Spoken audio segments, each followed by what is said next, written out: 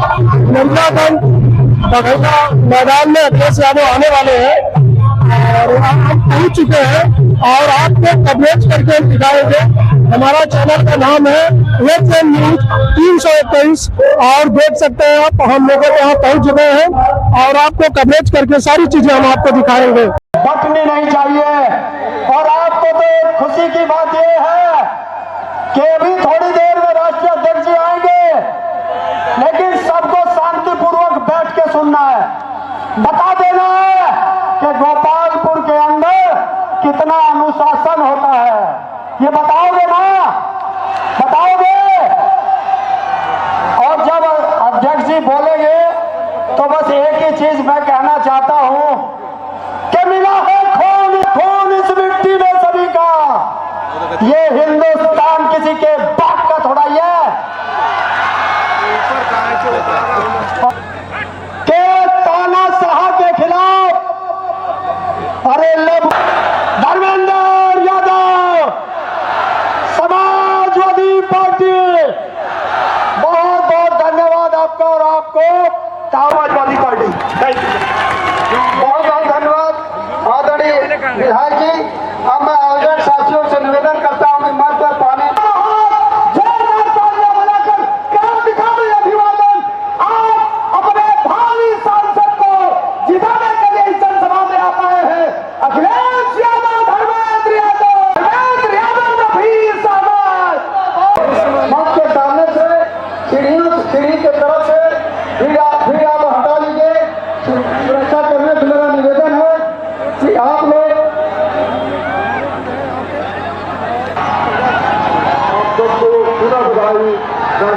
आ चुके हैं। धन्यवाद। जय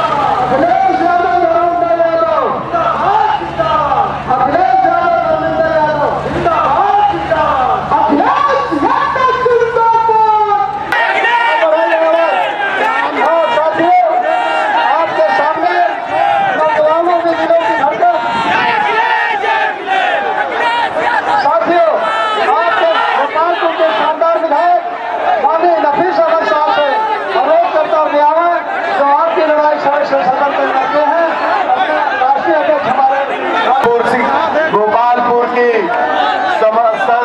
समाजवादी सरजमीन पर आए हुए हंगारे नेता, करोड़ों दिलों की धड़कन, गरीबों मजलूमों की आवाज, विकास पुरुष आदरणीय अखिलेश यादव जी हमारे साथ गाजीपुर से चलकर आए हुए बड़े भाई पूर्व विधायक जनाब शिद्दतुल्ला अंसारी साहब, हमारे साथी अल्पसंख्यक सभा के प्रदेश अध्यक्ष शकील नजवी साहब, पूर्व विधायक श्रीमती सुधा राय जी, राजेश पासवान जी, वक्त मिल जाए और ये आराम से तसल्ली के साथ आपसे बात कर सकें। भाइयों, मैं मंच पे बैठे हुए सभी मेहमानों का और आप सब लोगों का, जितनी भी माताएं बहनें हैं, मीडिया के साथी हैं, नौजवान साथी हैं, बुजुर्ग हैं, आप सब लोगों को ये शालम गुड्डू जमाली सर झुका के सलाम करता है, नमस्कार करता है, जय भीम करता है।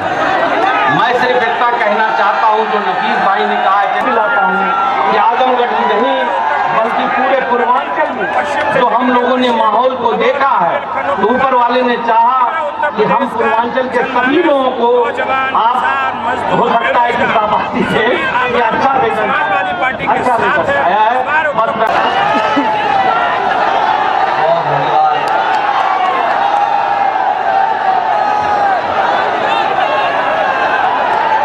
बहुत धन्यवाद। इस कार्यक्रम की अध्यक्षता कर रहे चेयरमैन ललियागंज कोमल पासवान जी, हमारे साथ मंच पर उपस्थित समाजवादी पार्टी के बहुत वरिष्ठ नेता, पूर्व मंत्री एमएलसी आदरणीय बलराम यादव जी, हमारे साथ समाजवादी पार्टी के जिलाध्यक्ष हवलदार यादव जी, साथ चल कर के आए यहाँ के एमएलसी शाह आलम उर्फ गुड्डू जी,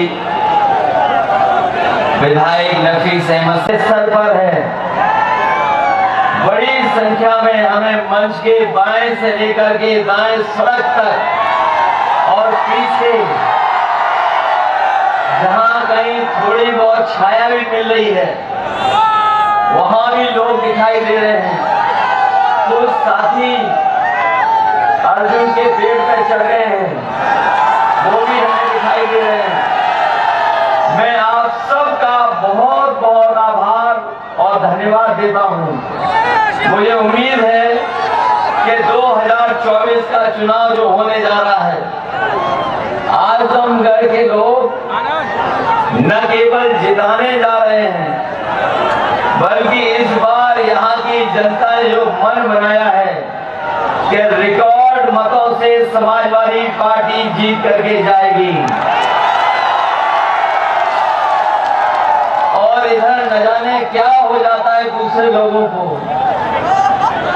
आजमगढ़ का नाम लेते ही उन्हें परेशानी हो जाती है। और इतनी परेशानी हो रही है कि आजकल उनके भाषणों में भाषा बदल गई है।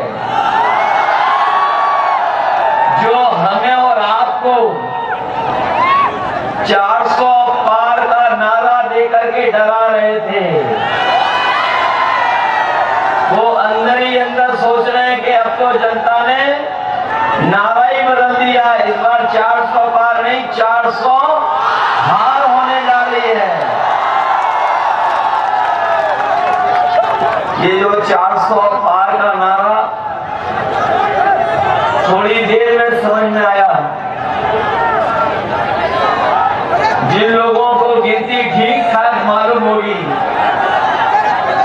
और हिंदी को समझते होंगे सही तरीके से, 400 पार का मतलब तो यही हुआ कि 543 के बाद जितनी सीटें हैं वही भारतीय जनता पार्टी जीतने जा रही है, एनडीए जीतने जा रही है। तो अगर 400 पार का 543 में नारे को अगर हम समझें तो ये केवल 143 सीटें बनती हैं। लेकिन जिस तरीके से वोट पड़ा है पहले चरण से जो वोट पड़ना शुरू हुआ है, आने वाले समय में जब 4 जून को परिणाम आएगा तो आप देख लेना, जो 400 पार का नारा दे रहे थे, 140 करोड़ की जनता इनको 140 सीटों के लिए भी तरसा देगी। जो लोग बिल्कुल ऊंचाई पे पहुंच गए थे, उनका काउंटडाउन शुरू हो गया है और नीचे जाते जा रहे हैं, इतना गिरते जा रहे हैं कि वो हो सकता है न जाने कहां पहुंच जाएं। और जो ये 2 चरण आखिरी बचे हैं, ये 6वां और 7वां, अभी तक जो जनता का गुस्सा नजर आया है, ये गुस्सा हर चरण में बढ़ता जा रहा है। और जब 7वें चरण में पहुंचेगा चुनाव, तो जनता का गुस्सा इनके खिलाफ 7वें आसमान पर पहुंच जाएगा। ये लोग जो बड़ी बड़ी बातें कह करके हमें आपको समय समय पे गुमराह करते रहे, जिन्होंने कहा कभी कि आय दोगुनी हो जाएगी किसानों की, हमारा किसान हिसाब किताब लगा रहा है 10 साल बाद भी किसी किसान की आय दोगुनी नहीं हो पाएगी। और जब हमारा गरीब और किसान लागत का हिसाब किताब लगाता है तो बताओ लागत बढ़ गई कि नहीं बढ़ गई 10 साल में? न केवल लागत बढ़ी है बल्कि जिस तरीके से महंगाई बढ़ी है और लगातार महंगाई बढ़ा करके इन्होंने हमारे गरीब किसान खेती बाड़ी करने वालों का जीवन संकट में डाल दिया। जिन्होंने बहुत बड़े पैमाने पर बड़े बड़े उद्योगपतियों का, कारोबारियों का जो कर्जा माफ किया है, लेकिन हमारे किसानों का कर्ज माफ नहीं हुआ। इसलिए इस मौके पर हम आपको भरोसा, गरीबों के साथ धोखा किया, किसानों के साथ धोखा हुआ, क्योंकि हमारा गरीब और किसान केवल लाखों में कर्ज लेता है।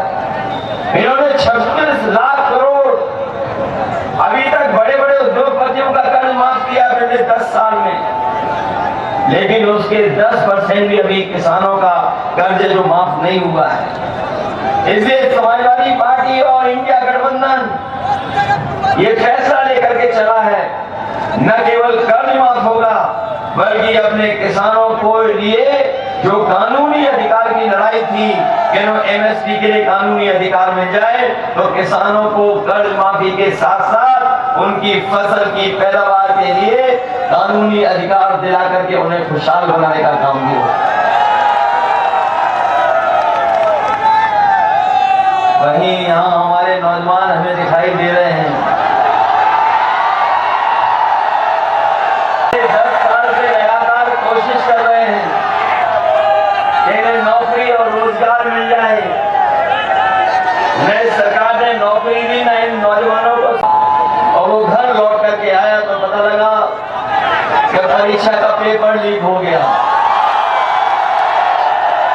जो लोग परीक्षा लेकर के आए होंगे वो जानते होंगे कि मैं अपने नौजवानों से कहना चाहता हूं कि ये परीक्षा के पेपर लीक नहीं हुए हैं, इस सरकार ने जानबूझ करके पेपर लीक कराया है, और इसलिए कराया कि जिससे हमारे नौजवानों को नौकरी और रोजगार न मिल जाए।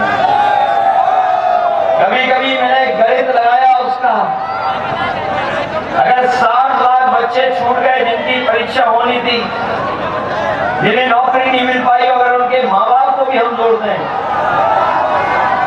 तो कुल मिलाकर के ऐसे लोग जो उत्तर प्रदेश में हैं, अगर एक परिवार के 3 सदस्य प्रभावित हैं उससे, तो अभी तक जो परीक्षाओं के पेपर रद्द हुए ऐसे 60 लाख नौजवान हैं। पूरा सफाया करने का काम करें। ये लोग जो कहते हैं एक बार पूरा शहजादे शहजादे सुन रहे होंगे, जिन्होंने हमारे आपके आरक्षण छीनने का काम किया है, ये 69,000 वाले जानते होंगे, सालों साल से ये आंदोलन करने धरना दे रहे हैं, न जाने कितने दिन से लड़ाई लड़ रहे हैं। कभी कभी पूछते हैं नौकरी कैसे कम हो जाएगी, तो हम उनसे कहते हैं कि रेल बिक जाएगी, किसी को नहीं पता था कि हवाई अड्डे बिक जाएंगे, किसी को नहीं पता था कि LIC बिक जाएगी, किसी को नहीं पता था कि बंदरगाह बिक जाएंगे, किसी को नहीं पता था कि आउटसोर्स में नौकरियां चली जाएंगी, किसी को पता था कि आधी रात में नोट बंद हो जाएंगे। अगर नहीं पता था तो हो सकता है इन लोगों की भी नौकरी 3 साल की। धर्मेंद्र यादव जी पिछले चुनाव में रह गए थे किसी कारण, लेकिन इस बार तो इंडिया गठबंधन का कमाल चल रहा है, अलग तरह का कमाल हो रहा है, और अब तो गुड्डू जमाली भी साथ आने करीब बढ़ाती, और हम तो ये जानते हैं ये पीडीए परिवार जो जुड़ गया है, जमाली जी जुड़ गए हैं, गुस्सा भी बढ़ता जा रहा है। इसलिए आप वोट डालने वाली तारीख को तैयार रहेंगे 25 को। ये 6वें चरण का चुनाव, ये 6वें चरण का चुनाव इन्हें न जाने कहां भगा देगा, आउट कर देगा बिल्कुल, जो गिनती कर रहे थे बड़ी वाली। इसलिए आप सबसे हमारा विशेष निवेदन और अपील है कि धर्मेंद्र यादव जी को आपके बीच भेजा है। इससे गहरा रिश्ता किसी से नहीं हो सकता जैसा रिश्ता